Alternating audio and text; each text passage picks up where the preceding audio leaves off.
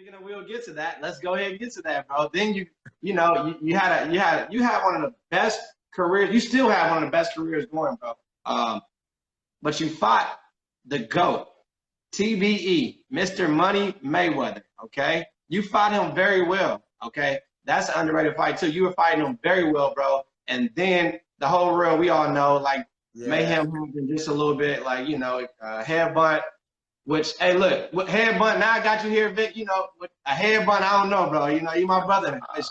But hey, but you were in there. You were in there, so it is what it is, bro. And then, and then the other stuff happens. But how was that? Forget that. How was the experience leading up to the fight? And then being in the ring with him, talking about it. The interesting thing, man. So I was pretty much a kid fighting a legend, Mm-hmm. One, two, I was a kid with nothing, new money. I didn't know much about anything. I went into that fight asking myself, how the heck am I going to pay for rent next month? Right. I had 15 cents in my account. I was like, man.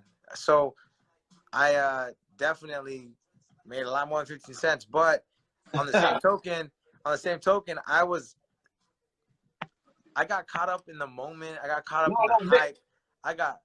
That's what I say. Talk to us, about like the part. Like, was it overwhelming leading up, like the promotion and everything, and then being in the ring? Here it is for you. At 33 years old, I could sit back and look at my 23-year-old self then and say, man, I was just a kid that was egotistical, that thought he knew everything, and I mean. Can I fight? Yeah, I could fight, but I mean, I was a kid. So at the end of the day, it's like, man, I gave the GOAT a huge chance, obviously, for my WBC crown, and he capitalized and he taught me some lessons, man. Some of those lessons led to unintentional fouls. I mean, mine was very intentional, obviously. His, he throws the hook and he hits you with the elbow. Does he mean to do it? Probably not. But he throws it quick and fast. Started closing my eye. I kept telling the ref. Ref kept saying, oh, keep fighting Ortiz. Keep fighting Ortiz. I kept telling the corner, keep fighting. And the corner sends me to headbutt. Now, mind you, 161 fights as an amateur and 26 as a pro. I've never done any dirty stuff ever leading up to that point. Facts. And then all of a sudden, this is happening. I keep telling the ref. Now I'm seeing double out of one eye. I was scared. And next thing you know, my eye goes black. So now I'm trying to focus with one eye, and I'm like, oh, dude, I'm blind.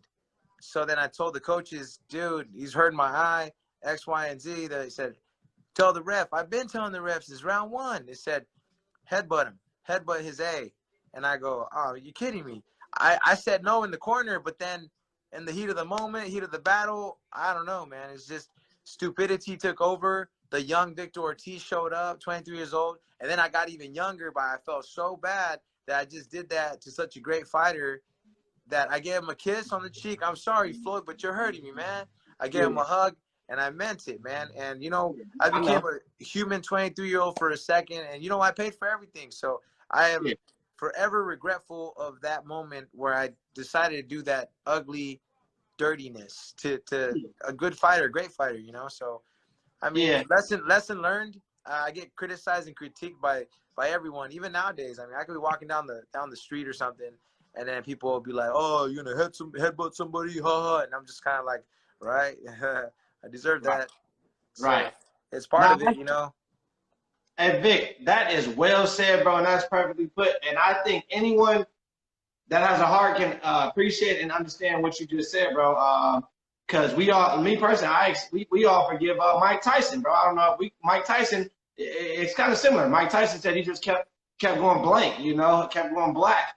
And when we all know we're paying to watch, and people are really paying their top dollar to come watch you guys fight, bro. They don't know how tough you guys really are. So when you guys are in a fight, you're in the ring, you're fighting each other, bro. Like, so of course there's like a art to it to be professional, but I would say, I think Mr. Mayweather probably forgives you for that, bro. And one thing now, I guess I gotta ask, I would say one thing you probably would, do you regret like the way it went down at the end, at the end?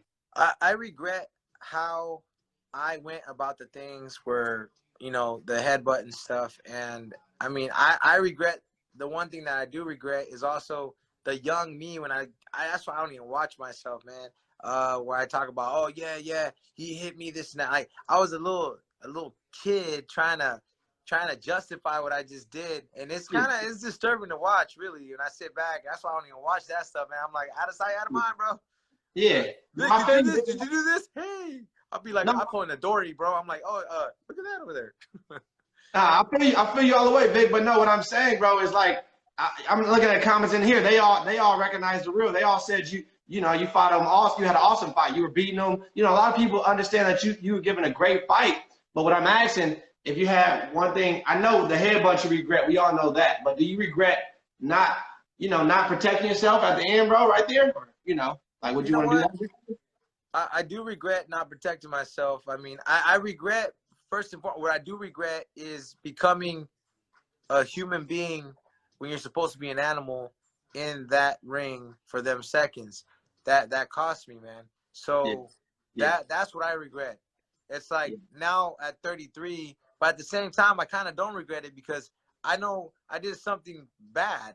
So Vic, that's what it sounds like to me. What it sounds like to me, bro, and to the people, are you saying that when you headbutted him, you obviously have a heart. We all know that. That's clear. You have a heart. You felt bad, so you were just like, you know, let me just leave myself accessible, and whatever happens from here, it is what it is. Is that how you feel?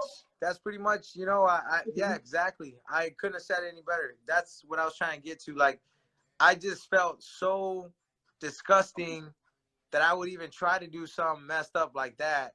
That's why when I actually gave him a kiss and a hug, I sincerely meant it. Like, it came from the bottom of my heart, way deep inside me. I'm so sorry, Floyd, man. I'm so sorry, bro. I gave him a kiss and a hug, and I still get a lot of heat by that, but I don't care, man. I am me. I'm not a heartless guy. But I know one thing, there's no more headbutting, there's no more dirtiness, and I'll just keep it clean, bro, and keep my damn hands up. Right. Nah, that's tight, man. That's perfectly put, bro. And I think, shoot, man, I don't know if you guys, hey, my good people in here, I don't know if you guys hear this, but this man has a heart, bro. So that, you know, respect to you, Victor Ortiz. Shout out to my Uncle Bobby Brown in here. Shout out to B Mello Jeweler. If you guys need jewelry, you go to B Mello Jewelry. We had a great softball game yesterday, and yeah, man, that's that, bro. So, awesome.